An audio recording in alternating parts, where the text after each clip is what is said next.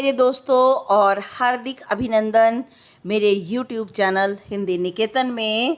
और मैं आपकी अध्यापिका रेनू और आज हम करने जा रहे हैं कक्षा 9 NCERT गंगा का गद्य खंड पाठ 2, जो कि लिखा है पद्मलाल पुन्नालाल बख्शी ने, और पाठ का नाम है क्या लिखूं। ये पाठ एक निबंध है, आपको बता दूं। और सबसे पहले पाठ पढ़ने से पहले हम पद्मलाल पुन्नालाल बख्शी की जीवनी को पढ़ेंगे और उनके बारे में पढ़ेंगे, और क्या लिखूं जो निबंध है उसके बारे में बहुत छोटा सा सार पढ़ेंगे। उसके बाद फिर हम चैप्टर को पढ़ेंगे। पद्मलाल पुन्नालाल बख्शी का जन्म सन 1894 में खैरागढ़, राजनंदगांव, छत्तीसगढ़, तत्कालीन मध्य प्रदेश। और उनका जन्म जो है 1894 में खैरागढ़, राजनंदगांव, छत्तीसगढ़, और छत्तीसगढ़ जिसे अब इस समय मध्य प्रदेश का में जो है वो है, और मध्य प्रदेश कहा जाता था तब पहले इसे, और वहाँ पर इनका जन्म हुआ था।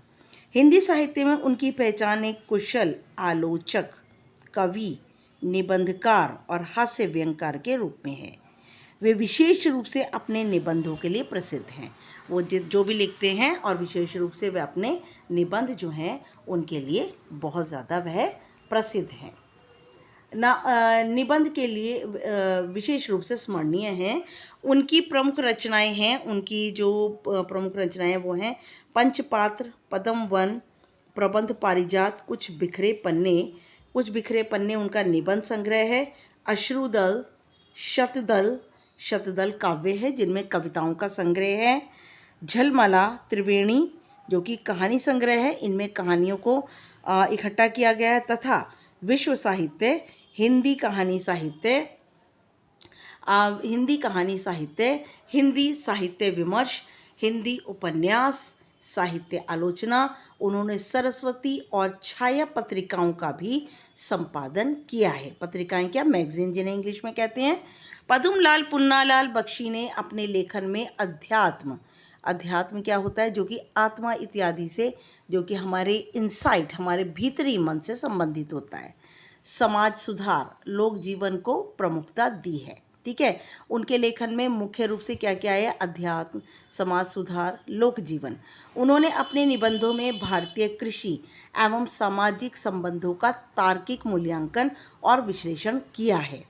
उनकी रचनाओं में भारतीय और पाश्चात्य साहित्य के सिद्धांतों का सामंजस्य देखने को मिलता है। कह सकते हैं आप कि भारत का और इंडिया और वेस्टर्न जो है, इन दोनों को मिक्स करके उन्होंने प्रस्तुत किया है।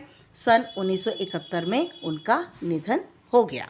ठीक है, आइए अब ये क्या लिखूं जो निबंध है उसके बारे में छोटा सा सार दिया हुआ है।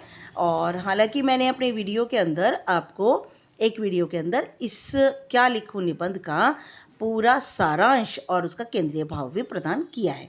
वहाँ से आप इसे ले सकते हैं। अगर पाठ का सारांश आता है, केंद्रीय भाव आता है, तो आप उसे लिख सकते हैं। क्या लिखूं निबंध में पद्मलाल पुन्नालाल बख्शी ने निबंध की रचना प्रक्रिया को समझाया है। क्या लिखूं में, इसमें हम निबंध किस तरह से, हिंदी के जो निबंध होते हैं उनको लिखना मुश्किल होता है, तो उन्होंने बताया है कि रचना प्रक्रिया का मतलब है कि निबंध को किस तरीके से लिखा जाए जो कि वह एक आदर्श उच्च कोटि का निबंध बन सके।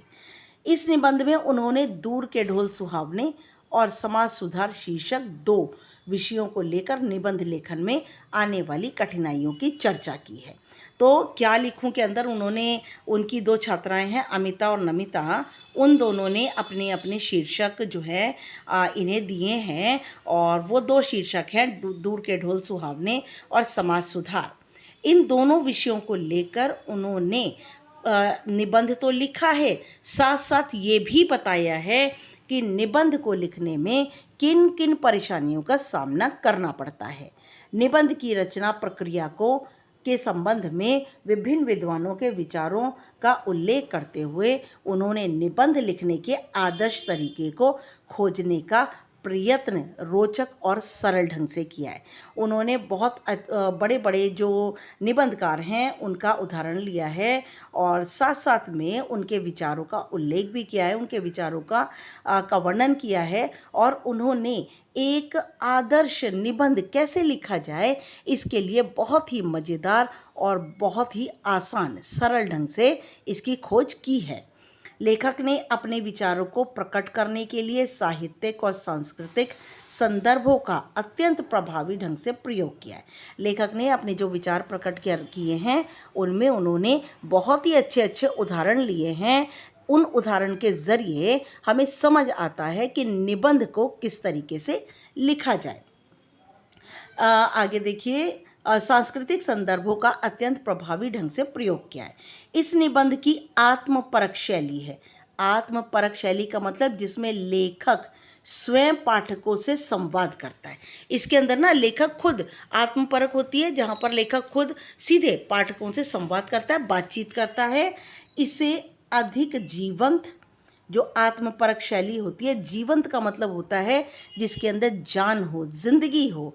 आत्मीय का मतलब जो हमारे बहुत मन के करीब हो और प्रभावशाली बनाती है।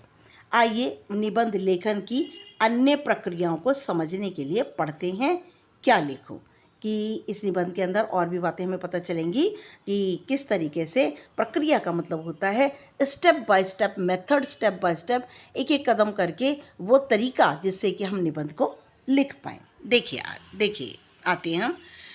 क्या लिखूं निबंध, पदुमलाल पुन्नालाल बख्शी। मुझे आज लिखना ही पड़ेगा।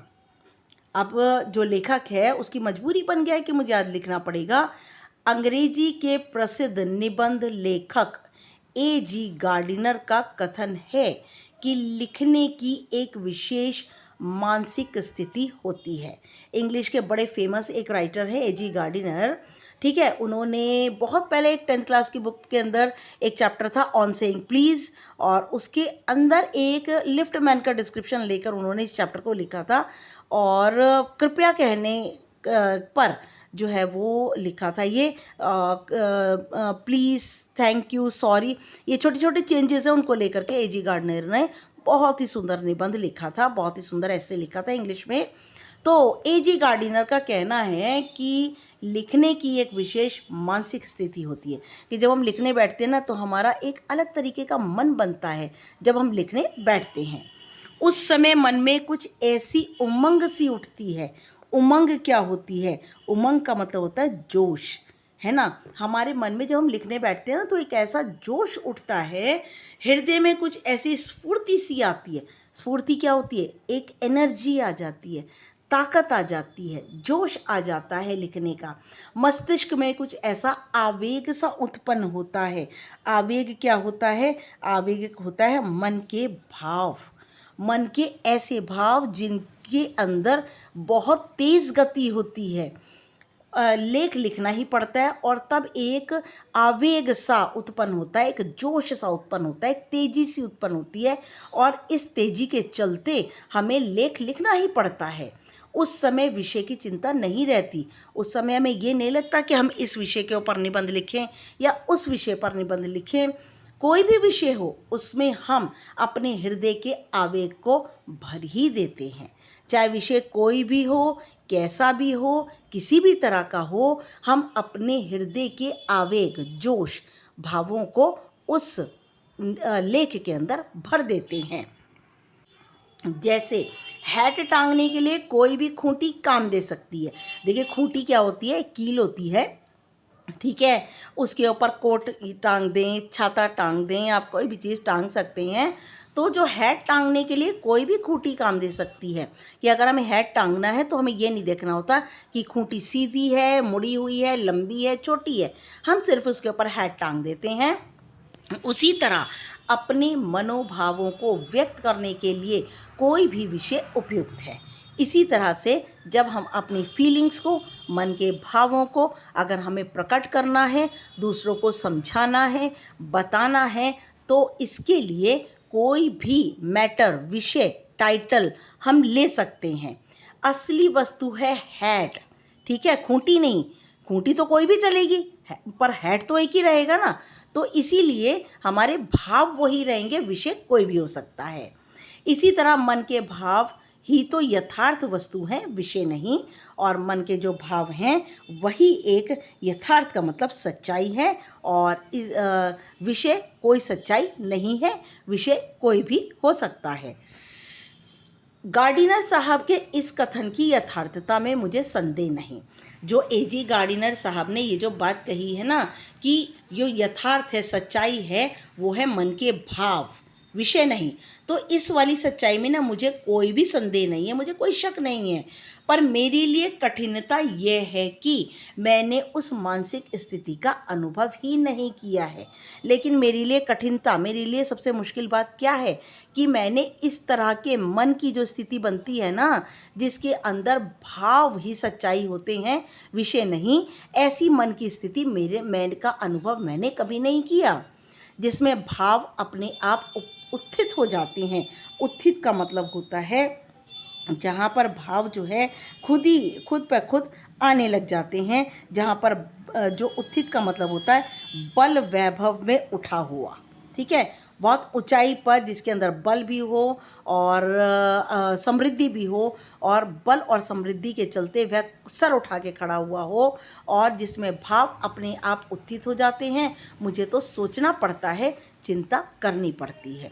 और वो क्या कहते हैं कि मैंने कभी ऐसी मानसिक स्थिति का अनुभव नहीं किया जब मन के भाव अचानक से अपने आप आ जाएं और विषय की कोई चिंता ना हो। लेकिन मुझे तो मेरे पास जो जिसमें भाव अपने आप उत्थित हो जाते हैं, मुझे तो सोचना पड़ता है, अपने आप कुछ नहीं आता, चिंता करनी पड़ती है, परिश्रम मेहनत करनी पड़ती है, तब कहीं मैं एक निबंध लिख पाता हूँ। जैसे कि एजी गार्डिनर साहब हैं, उनके मन के भाव इतने ज़्यादा प्रभावशाली हो जाते हैं, एक आवेग आ जाता है, एक ऊर्जा सी उत्पन्न हो जाती है। लेकिन उनके साथ ऐसा नहीं है, लेखक के साथ ऐसा नहीं है। लेखक को मेहनत करनी पड़ती है, सोचना पड़ता है, और लेखक को चिंता करनी पड़ती है, तब जाके वो उनके मन के अंदर भाव उत्पन्न होते हैं और वो एक निबंध लिख पाते हैं। आज तो मुझे विशेष परिश्रम करना होगा, और वो क्या कहते हैं कि आज तो मुझे एक अलग तरीके की मेहनत करनी पड़ेगी, क्योंकि मुझे कोई साधारण निबंध नहीं लिखना है। और वो बताते हैं कि मुझे कोई ऐसा वैसा निबंध नहीं लिखना है, आज मुझे नमिता और अमिता के लिए आदर्श निबंध लिखना होगा। नमिता और अमिता उनकी छात्राएं हैं, और उन्होंने ये विषय जो है इनको बख्शी जी को दिया है, और उन्होंने कहा है कि हमें इसके ऊपर अच्छे से अच्छा निबंध लिखकर दीजिए। नमिता का आदेश है कि मैं दूर के ढोल सुहावने होते हैं इस विषय पर निबंध लिखूं। अमिता का आग्रह है कि मैं समाज सुधार पर निबंध लिखूं। ठीक है, नमिता ने जो उन्हें विषय दिया है वो है दूर के ढोल सुहावने, और अमिता ने जो उन्हें विषय दिया है वो है समाज सुधार। दोनों ही मुश्किल विषय हैं, ये दोनों ही विषय परीक्षा में आ चुके हैं, और उन दोनों पर आदर्श निबंध लिखकर मुझे उन दोनों को निबंध रचना का रहस्य समझाना पड़ेगा। और लेखक क्या कहते हैं कि अमिता और नमिता दोनों ने अलग अलग विषय मुझे दिए हैं, दोनों ही कठिन विषय हैं, और ये विषय परीक्षा में आ भी सकते हैं, एग्ज़ाम में आ भी सकते हैं, और इन दोनों पर सबसे अच्छे निबंध लिखकर मुझे उन दोनों को ये भी समझाना है कि निबंध रचना का रहस्य क्या है, निबंध रचना को किस तरह से लिखा जाता है। दूर के ढोल सुहावने अवश्य होती हैं। देखिए इसका मतलब क्या है। दूर के ढोल सुहावने अवश्य होते हैं, पर क्या वे इतने सुहावने होते हैं कि उन पर 5 पेज लिखे जा सकें? दूर के ढोल सुहावने का मतलब दूर भी जो भी चीज़ होती है वो हमें अच्छी लगती है, लेकिन क्या ये चीज़ें, दूर की चीज़ें इतनी अच्छी होती हैं कि मैं उनके ऊपर 5 पेज लिख दूं? इसी प्रकार जिस समाज सुधार की चर्चा अनादिकाल से लेकर आज तक होती जा रही है, अनादिकाल का मतलब होता है बहुत पुराने समय से समाज सुधार की चर्चा, समाज सुधार के बारे में बहुत प्राचीन समय से बात चली आ रही है, से लेकर आज तक होती आ रही है। और ये जो समाज सुधार की बात है ये बहुत ही पुराने समय से लेकर आज तक भी होती आ रही है, और जिसके संबंध में बड़े बड़े विज्ञों ने भी विरोध है, और जिसके संबंध में विज्ञ क्या होते हैं? विद्वान, जो कि बहुत कुछ जानने वाले हैं, जो कि ज्ञान से ओत-प्रोत हैं, ज्ञान से भरे हुए हैं। और वो क्या कहते हैं कि इसके संबंध में, किसके संबंध में? समाज सुधार के संबंध में बड़े-बड़े विद्वान, इनके विचारों में भी मतभेद है, इनके विचारों में भी विरोध है। उसको मैं 5 पेज में कैसे लिख दूँ कि इतना मुश्किल कठिन काम है जिसे विद्वान लोग भी नहीं कर सके, उसको मैं सिर्फ 5 पेज में कैसे समेट दूँ? मैंने सोचा कि मैं सबसे पहले निबंध शास्त्र के आचार्यों की सम्मति जान लूँ। सम्मति का मतलब उनकी सहमति, उनकी सम्मति, उनकी बुद्धि के बारे में मैं निबंध शास्त्र क्या होता है? वो पुस्तक होती है, वो ग्रंथ होता है जिसके अंदर निबंध से संबंधित हर एक नियम कानून लिखे होते हैं। तो उन्होंने सोचा कि सबसे पहले जो निबंध ऐसे लिखने वाले जो आचार्य हैं, जो विद्वान हैं, उनकी क्या राय है ये मैं जान लूँ। पहले यह तो समझ लूँ कि आदर्श निबंध है क्या और वे कैसे लिखा जाता है। उन्होंने कहा कि सबसे पहले मैं ये तो देखूँ कि आदर्श निबंध होता क्या है और उसे कैसे लिखा जाता है, तब फिर मैं विषय की चिंता करूँगा। उसके बाद जब मैं पहले ये समझ लूँगा कि आदर्श निबंध क्या होता है, उसे कैसे लिखा जाता है, तब मैं विषय के बारे में सोचूंगा। इसलिए मैंने निबंध शास्त्र से कई आचार्यों की रचनाएं देखी और इसीलिए मैंने निबंध शास्त्र को खोला और उसके अंदर मैंने बहुत सारे आचार्य जो निबंध के विद्वान थे, उन सभी ने क्या क्या निबंध लिखे हैं उनको मैंने देखा। एक विद्वान का कथन है कि निबंध छोटा होना चाहिए। एक विद्वान क्या कहते हैं कि निबंध जो है वो बहुत छोटा होना चाहिए। देखिए छोटा क्यों होना चाहिए? निबंध जब छोटा होता है ना, तब क्या होता है कि जस्ट अ मिनट बेटा,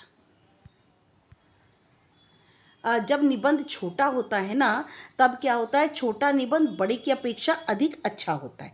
कि जो छोटा निबंध होता है ना, वो जो है वो आसानी से समझ आता है, जल्दी पढ़ा जाता है और बड़े की अपेक्षा में वह जल्दी ख़त्म हो जाता है। क्योंकि बड़े निबंध में रचना की सुंदरता नहीं बनी रह सकती और अगर हम बड़ा निबंध लिखेंगे तो उसकी सुंदरता जो है कदम एक एक कदम पर करके उसकी सुंदरता ख़त्म हो जाती है।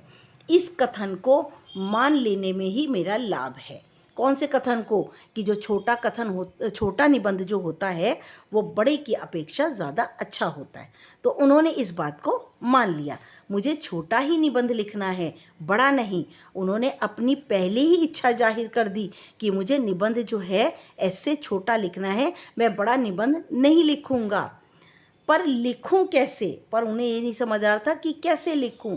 निबंध शास्त्र के उन्हीं आचार्य महोदय का कथन है कि निबंध के 2 प्रधान अंग हैं।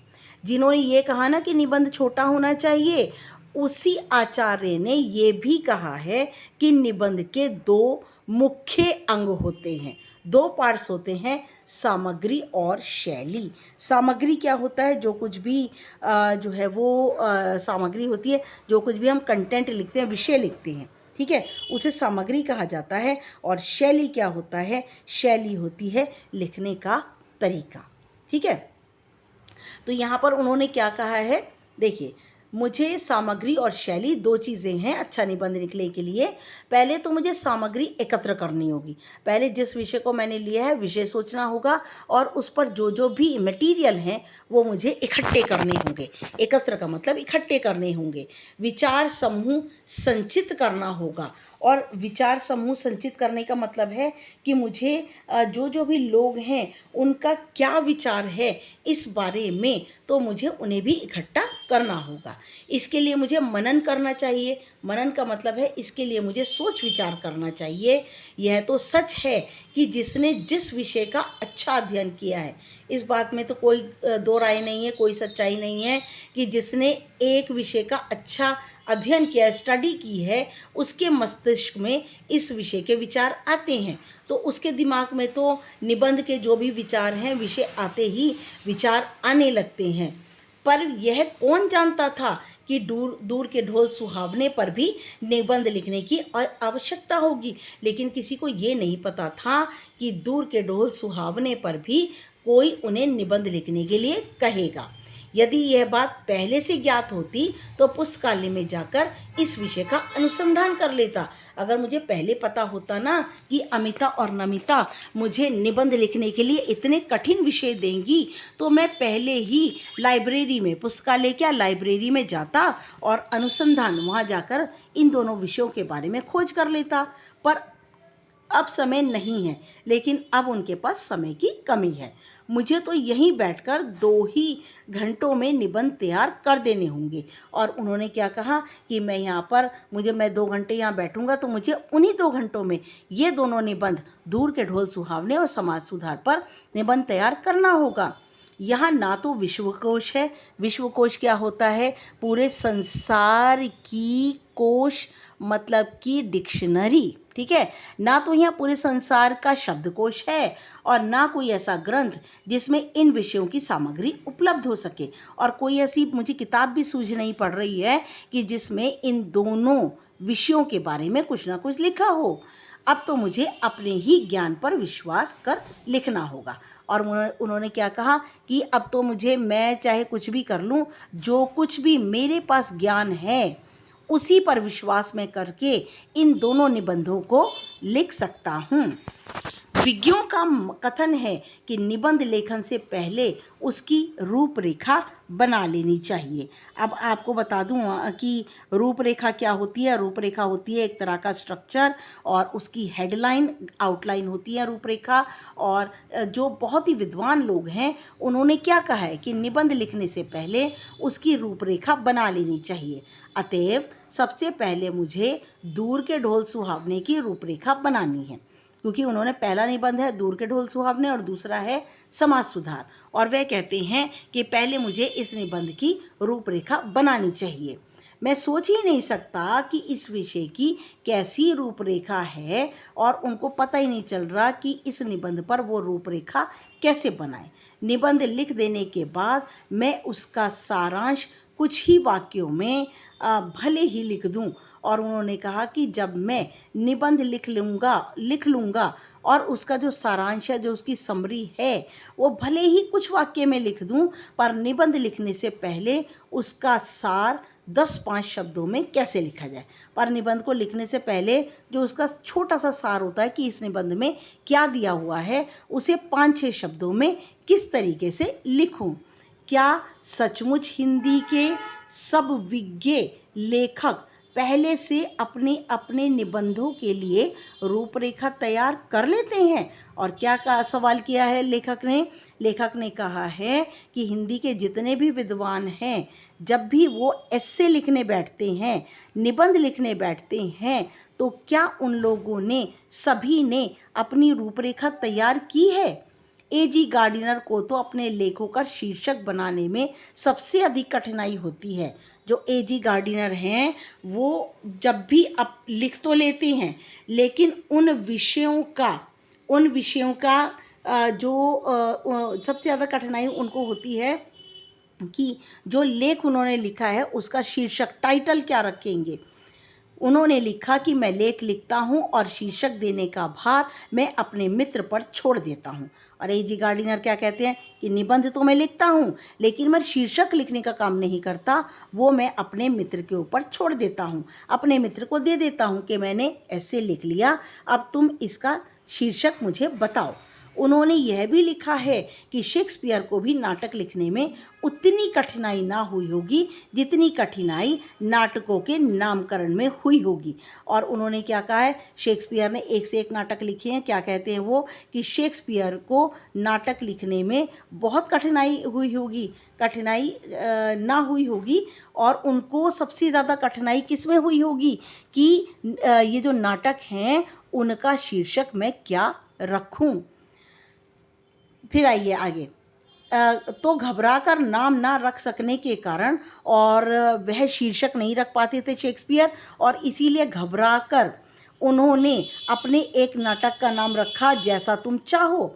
भाई जैसा तुम चाहो इसका शीर्षक रख लो कि भाई शेक्सपियर जो हैं वो नाटक लिख दिए, निबंध लिख दिए, लेकिन उनके अंदर हिम्मत नहीं होती थी कि वे अपने नाटक का या फिर अपने जो भी लेख हैं उनका विषय दें। ठीक है, वो बहुत घबराते थे इस बात से, और इसीलिए उन्होंने अपने नाटक का जो है वो शेक्सपियर ने एक नाटक लिखा और उसका नामकरण किया। नामकरण क्या किया?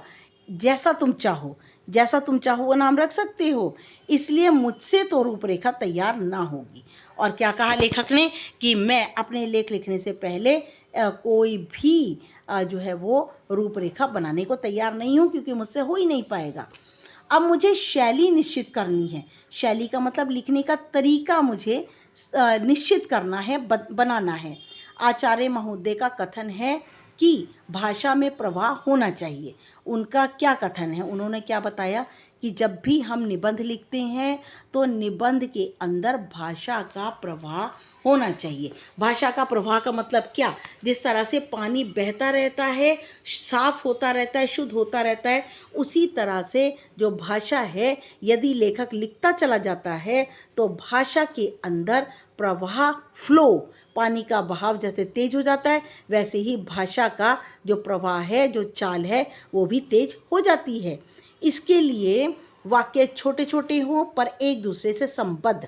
बहुत इम्पॉर्टेंट बात है बेटा कि जब हम निबंध लिखते हैं ना तो वाक्य तो छोटे छोटे होने चाहिए, संबद्ध का मतलब लेकिन एक दूसरे से जुड़े हुए होने चाहिए। ये नहीं कि एक वाक्य के अंदर कोई बात कर रहे हैं, दूसरे में कोई, तीसरे में कोई, नहीं, ऐसा नहीं है। एक वाक्य दूसरे वाक्य से संबद्ध होना चाहिए, जुड़ा हुआ होना चाहिए। इसके लिए वाक्य छोटे हों पर एक दूसरे से संबद्ध, यह तो बिल्कुल ठीक है। और उन्होंने एक चीज़ निबंध लिखने की प्रक्रिया में क्या बात कही कि वाक्य छोटे होने चाहिए और एक दूसरे से संबंधित होने चाहिए। यह तो बिल्कुल ठीक है। मैं छोटे छोटे वाक्य अच्छी तरह लिख सकता हूँ, पर मैं हूँ मास्टर। और वो क्या कहते हैं कि मैं भाई वाक्य तो छोटे छोटे लिख सकता हूँ, पर मैं व्यवसाय से कौन हूँ? मास्टर हूँ, सर हूँ। अपनी विद्वता का प्रदर्शन करने के लिए, अपनी विद्वता क्या? अपनी इंटेलिजेंस, अपनी बुद्धिमानी को दिखाने के लिए, प्रदर्शन का मतलब उसे दिखाने के लिए, अपना गौरव स्थापित करने के लिए यह आवश्यक है कि वाक्य कम से कम आधे पृष्ठ में तो समाप्त हों। और वो कहते हैं कि यदि मुझे अपना गर्व स्थापित का मतलब है, अगर मुझे अपना गर्व जो है वो जड़ से जमाना है तो ज़रूरी है कि मैं वाक्य कम से कम आधे पेज में तो समाप्त हो जाएं। पूरे पेज में ना हो, आधे पेज में समाप्त हो जाएं। बाणभट्ट ने कादम्बरी में ऐसे ही वाक्य लिखे हैं। देखिए उदाहरण क्या है कि उन्होंने जो है वो बाणभट्ट ने कादम्बरी में छोटे छोटे वाक्य लिखे हैं और इन वाक्यों के अंदर जो है बहुत ही कम पृष्ठ में लिखे हैं। वाक्यों में अस्पष्टता भी चाहिए। भाई अस्पष्टता का मतलब क्या है कि वाक्य जो है लोगों को आसानी से समझ ना आए, क्योंकि यह अस्पष्टता या दुर्बोधता, अस्पष्टता या दुर्बोधता एक ही बात है। जब भी हम वाक्य अस्पष्ट, जो सामने वाले को मुश्किल से समझ में आए, गांभीर्य ला देती है। अगर हम किसी वाक्य को जो है वो बहुत ही ज़्यादा जो है वो कठिन करके लिख देते हैं, अस्पष्ट करके लिख देते हैं, तो इससे वाक्य के अंदर, लेख के अंदर गांभीर्य क्या? गंभीरता, सीरियसनेस आ जाती है। इसलिए संस्कृत के प्रसिद्ध कवि श्री हर्ष ने जानबूझकर अपने काव्य में ऐसी गुत्थियाँ डाल दी हैं। गुत्थियाँ क्या? उलझने। ठीक है। तो जो संस्कृत के बहुत प्रसिद्ध कवि हैं श्री हर्ष, उन्होंने यही सोचकर अपने काव्य में बड़ी सारी गुत्थियाँ, उलझने डाल दी हैं, जिससे कि उनके काव्य में गंभीरता आ जाए। जो अज्ञों से ना सुलझ सके, अज्ञों से ना सुलझ सके, और जो कि पढ़ने वालों से बिल्कुल भी वो गुत्थियाँ ना सुलझ सकें। और सेनापति ने भी अपनी कविता दुर्बोध कर दी है। और हिंदी के एक कवि हैं सेनापति, उन्होंने भी अपनी कविता बड़ी ही कठिन तरीके से लिखी है। तभी तो अलंकारों, मुहावरों और लोकोक्तियों का समावेश भी निबंधों के लिए आवश्यक बताया जाता है। तब क्या किया जाए?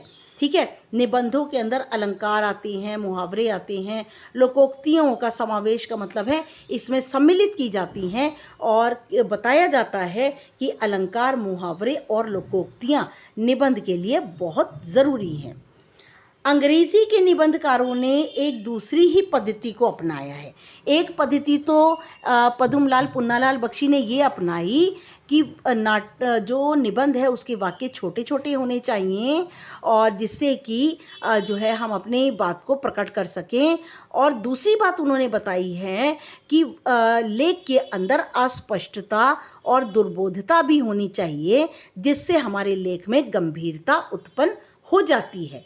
अब देखिए, अंग्रेजी के जो एसेइस्ट हैं, निबंधकार हैं, उन्होंने एक अलग ही दूसरा तरीका बताया है।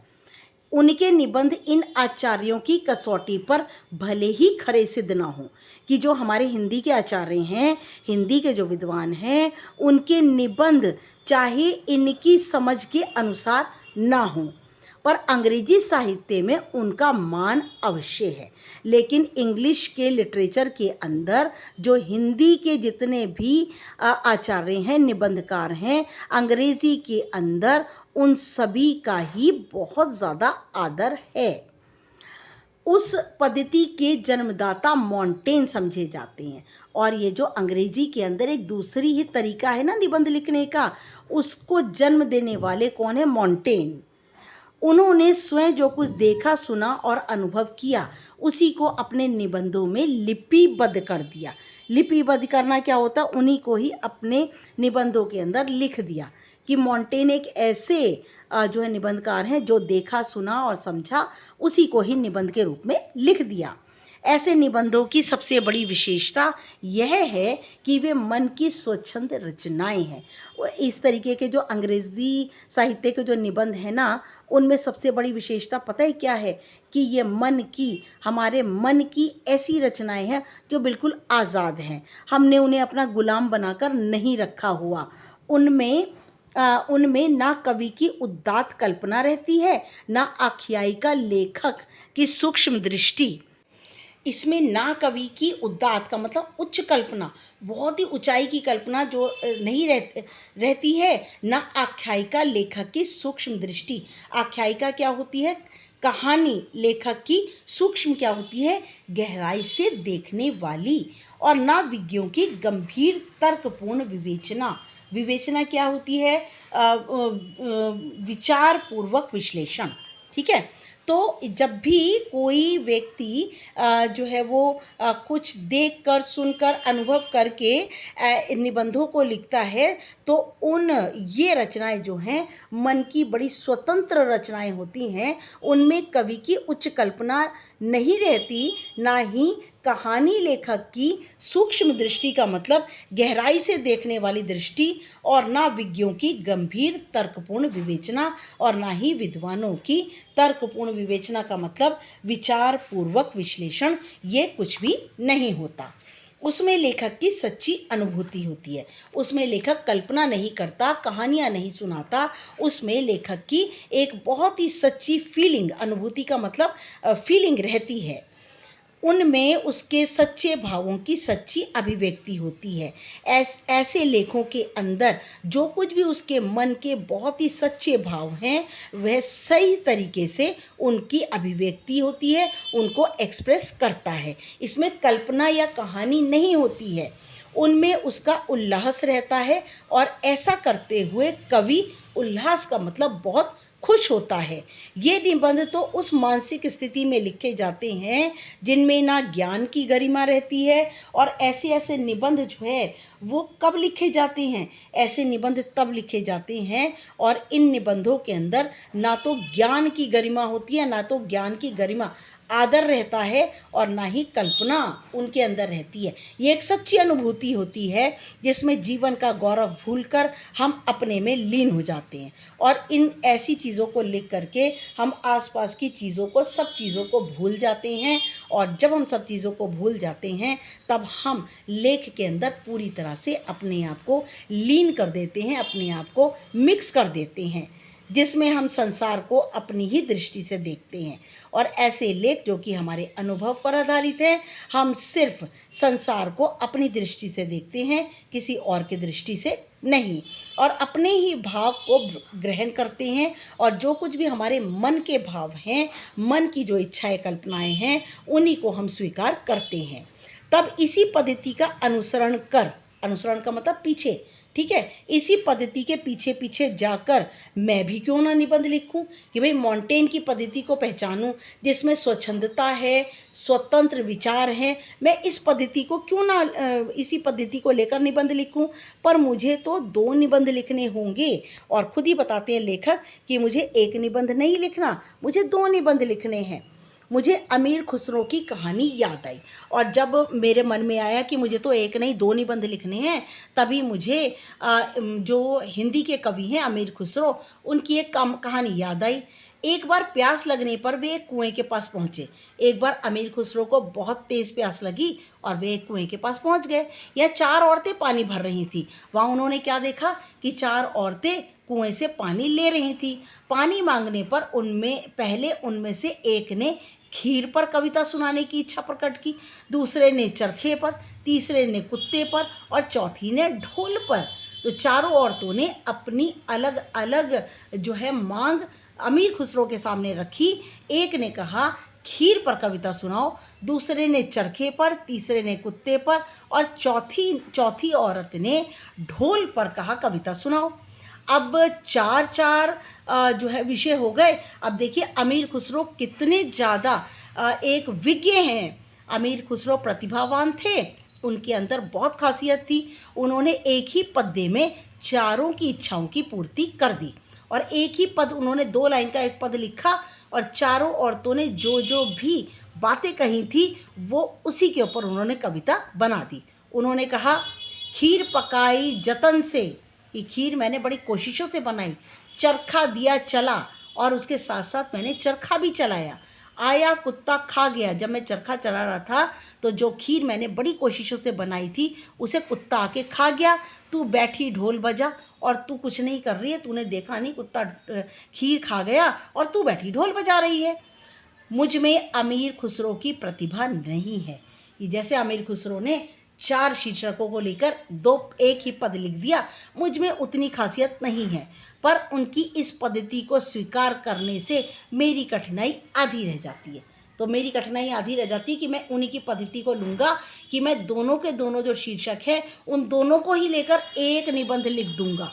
मैं एक ही निबंध में इन दोनों विषयों का समावेश कर दूँगा। समावेश का मतलब मैं 2 जो विषय हैं दूर के ढोल सुहावने और समाज सुधार, इन दोनों को एक ही निबंध के अंदर मैं लिख दूँगा, सम्मिलित कर दूँगा। दूर के ढोल सुहावने होते हैं क्योंकि उनकी कर्कशता क्या होती है? कर्कशता होती है कड़वाहट भरी आवाज़, क्योंकि उनकी कड़वी आवाज़ दूर तक नहीं पहुंचती। जब ढोल के पास बैठे हुए लोगों के कान के पर्दे फटते रहते हैं और जो लोग ढोल के बिल्कुल पास बैठे हैं उन्हें ढोल की इतनी तेज़ आवाज़ सुनाई देती है कि ऐसा लगता है कि उनके कान के पर्दे फट जाएंगे। तब दूर किसी नदी के तट पर संध्या समय, तब कहीं नदी के किनारे पर शाम के समय किसी दूसरे के कान में वही शब्द मधुरता का संचार कर देते हैं। देखिए जो व्यक्ति बिल्कुल पास बैठा है, ढोल की आवाज़ उसको बड़ी कड़वी लगती है और उसके कान के पर्दे फट रहे हैं, लेकिन एक वो व्यक्ति जो दूर कहीं बैठा है नदी के किनारे, उससे ढोल की जो आवाज़ है वो बहुत ही ज़्यादा मधुर मीठी लगती है। ढोल के उन्हीं शब्दों को सुनकर वह अपने हृदय में किसी के विवाह उत्सव का चित्र अंकित कर लेता है। और जब वो ढोल की आवाज़ सुनते हैं, क्योंकि ढोल जो है शादियों में बजाया जाता है, तब उनके मन में किसी के विवाह का होने का उत्सव अपने आप ही अंकित कर लेता है, वह अपने आप ही बन जाता है। कोलाहल से पूर्ण घर, शोर शराबे से भरा हुआ घर के एक कोने में बैठी हुई किसी लज्जाशील नववधू की कल्पना। और जब हम दूर ढोल की आवाज़ सुनते हैं तो वहाँ पर हम अपने मन में शादी का एक उत्सव तैयार कर लेते हैं और हम ये देखते हैं कि शोर भरे घर में कोने में एक शर्म से भरी हुई एक नई नवेली बहू बैठी है कि कल्पना वह अपने मन में कर लेता है। और कवि जो है दूर जब ढोल की आवाज़ सुनता है तो विवाह का उत्सव अपने मन में रख लेता है और सोचता है कि कोने में एक नई बहू बैठी हुई है और उसकी कल्पना वह कर लेता है। उस नववधू के प्रेम, उल्लास, संकोच, आशंका और विषाद से युक्त हृदय के कंपन ढोल की कर्कश ध्वनि को मधुर बना देते हैं। और नववधू के मन में ना, जो नई नई दुल्हन बनी उसके मन में प्यार, खुशी, शर्म, शक और दुख से युक्त उसका हृदय होता है। और जैसे ही ढोल की कर्कश ध्वनि को मधुर बना देती है, और जैसे ढोल की जो है बड़ी कड़वाहट भरी आवाज़ आती है, लेकिन नववधू का प्यार, खुशी, संकोच, आशंका और विषाद, इससे ढोल की ध्वनि बहुत ही मीठी हो जाती है। सच तो यह है कि ढोल की ध्वनि के साथ आनंद का कलरव, आनंद का कलरव क्या, आनंद कलरव का मतलब पक्षियों की आवाज़ें, कलरव का मतलब शोर, ठीक है। तो आनंद का कलरव, खुशी का शोर, उत्सव का प्रमोद, उत्सव की खुशियाँ और प्रेम का संगीत, ये तीनों मिले रहते हैं, ठीक है। जब ढोल की आवाज़ आती है ना, तब आनंद के का कलरव, उत्सव का प्रमोद और प्रेम का गीत, ये तीनों मिले ही रहते हैं। तभी उसकी कर्कशता, समीपस्थ का मतलब पास बैठे लोगों को भी कटु नहीं प्रतीत होती। अगर उसके अंदर आनंद का कलरव है, उत्साह का प्रमोद है और प्रेम का संगीत है, तो जो लोग बिल्कुल ढोल के नज़दीक बैठे हैं उनको भी ढोल की आवाज़ कड़वी नहीं लगती, और दूरस्थ लोगों के लिए तो वह अत्यंत मधुर बन जाती है। और जो लोग दूर रह रहे हैं उनके लिए ये आवाज़ बहुत ही ज़्यादा मीठी हो जाती है। सच है कि दूर रहने से हमें यथार्थता, यथार्थता का मीनिंग सच्चाई, ये बात सच है कि दूर रहने से हमें यथार्थता की, सच्चाई की, कठोरता का अनुभव नहीं होता। कि जब हम, ये बात बिल्कुल सही है, जब हम कहीं किसी चीज़ से दूर रहते हैं तो हमें उस चीज़ की जो सच्चाई है, उसकी जो कठोरता है, जो कठिनता है, उसका अनुभव नहीं होता। हम नहीं सोच पाते कि जो दूर चीज़ है वह कैसी है। यही कारण है कि जो तरुण, तरुण का मतलब नए, युवा, संसार के जीवन संग्राम से दूर हैं। जीवन संग्राम क्या होता है? जीवन का संघर्ष, ठीक है। जीवन में हर चीज़ को प्राप्त करने के लिए जो हम कठिनाइयाँ उठाते हैं, जो तरुण लोग हैं, जो युवा लोग हैं, वो इससे दूर रहते हैं, जीवन के संघर्ष से दूर रहते हैं। उन्हें रोज़ी रोटी कमाने या जीवन की और कठिनाइयों का सामना करने के लिए उनको वह दूर रहते हैं। उन्हें संसार का चित्र बड़ा ही मनमोहक लगता है, और ये जो संसार है उन्हें बहुत ही ज़्यादा मनमोहक लगता है। मनमोहक का मतलब क्या होता है? मनमोहक का मतलब होता है मन को हरने वाला, मन को खूबसूरत लगने वाला। तो युवा जो होते हैं ना, उनको जो ये संसार है वह कैसा लगता है? उनको ये संसार बहुत ही खूबसूरत लगता है, क्योंकि वो जीवन के संघर्षों से बिल्कुल दूर रहते हैं, उनके पास नहीं आते। जो वृद्ध हो गए हैं, जो अपनी बाल्य अवस्था और तरुण अवस्था से दूर हट गए हैं, और वे लोग, जो वृद्ध का मतलब बूढ़े हो गए हैं, वे अपनी बाल्य अवस्था का मतलब बचपन से, तरुण अवस्था का मतलब अपनी जवानी से जो कि दूर हट गए हैं, जो कि उसको जो है उसका सामना कर चुके हैं, उन्हें अपने अतीत काल की स्मृति बड़ी सुखद लगती है। ऐसे लोगों को अतीत काल का मतलब बीते हुए समय की जो याद है वो बहुत अच्छी लगती है। बीते हुए समय को वह बड़ी ही खुशी से याद करते हैं। वे अतीत का ही स्वप्न देखते हैं, वे बीते हुए समय का ही सपना देखते रहते हैं। तरुणों के लिए जैसे भविष्य उज्जवल होता है, वैसे ही वृद्धों के लिए अतीत। अब आप देख सकते हैं, जैसे युवा लोगों के लिए जो भविष्य है, आने वाला समय है, वह उज्जवल होता है। वह समय कैसा होता है? बहुत ही ज़्यादा रोशनी वाला होता है। वैसे ही जो बूढ़े लोग हैं, उन्हें अपने अतीत, बीते हुए समय के साथ वह जुड़े रहते हैं। वर्तमान से दोनों को असंतोष होता है। असंतोष का मतलब कि वर्तमान से दोनों ही संतुष्ट नहीं होते, वर्तमान दोनों को ही जो है वो अच्छा नहीं लगता। तरुण भविष्य को वर्तमान में लाना चाहते हैं, और वृद्ध अतीत को खींचकर वर्तमान में देखना चाहते हैं। जो तरुण लोग हैं, युवा लोग हैं, वो भविष्य को वर्तमान में जीना चाहते हैं कि जो कुछ आगे होने वाला है वो वर्तमान में हम जिएं। और जो वृद्ध लोग हैं वो क्या करते हैं? वो अतीत को, बीते हुए समय को वर्तमान में खींचकर लाना चाहते हैं और उसे वहाँ जीना चाहते हैं। तरुण क्रांति के समर्थक होते हैं, और तरुण जो हैं, युवा लोग जो हैं, क्रांति क्या होता है? बदलाव, इसके समर्थक हैं और इसकी पैरवी करते हैं, इसके का समर्थन करते हैं। और वृद्ध अतीत गौरव के संरक्षक, और जो बूढ़े लोग होते हैं वो बीते हुए समय को गौरव सम्मान देते हैं। संरक्षक का मतलब क्या होता है? उसे बचा कर रखते हैं। इन्हीं दोनों के कारण वर्तमान सदैव शुभ रहता है, और किन दोनों के कारण? युवा और वृद्धों के कारण जो वर्तमान समय है वह हमेशा शुभ का मतलब अशांत रहता है, उसमें कोई शांति नहीं रहती, कोई ठंडापन नहीं रहता, और इसी से वर्तमान काल सदैव सुधारों का काल बना रहता है। और इसीलिए जो वर्तमान है वह सुधारों का काल बना रहता है, उसमें सुधार ही सुधार होते हैं, और समाज सुधारक अपनी भूमिका अदा करते हैं और उनमें परिवर्तन करते रहते हैं। जो चीज़ें उन्हें अच्छी नहीं लगती हैं, जो चीज़ें गलत होती हैं, उनको सुधार करते रहते हैं। मनुष्य जाति के इतिहास में कोई ऐसा काल ही नहीं हुआ जब सुधारों की आवश्यकता ना हुई। जब से मनुष्य जाति चल रही है तब से कोई भी समय ऐसा नहीं बीता जिस समय में सुधार ना हुआ हो। तभी तो आज तक कितने ही सुधारक हो गए, पर सुधारों का अंत कभी नहीं हुआ। बहुत से सुधारक हुए, आए भी और गए भी, लेकिन सुधार जो हैं वो अभी तक चलते जा रहे हैं, इनका कोई भी अंत नहीं हुआ।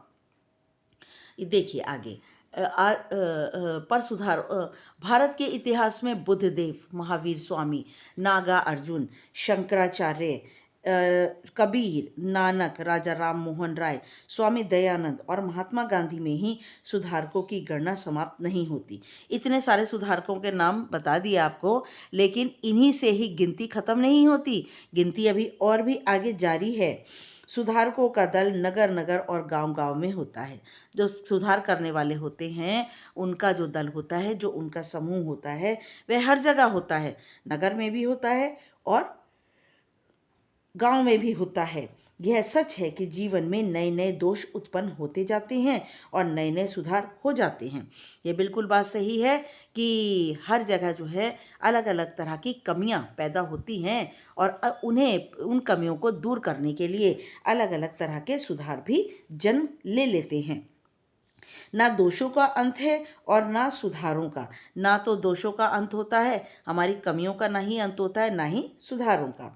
जो कभी सुधार थे आज वही दोष हो गए, और उन्हें उन सुधारों का फिर नव सुधार किया जाता है। कि कई बार ऐसे होता है जिन चीज़ों को हम सुधार देते हैं उनमें आगे जाकर के फिर कोई कमियां निकल जाती हैं, तो उनके लिए नए सुधारों का जन्म हो जाता है।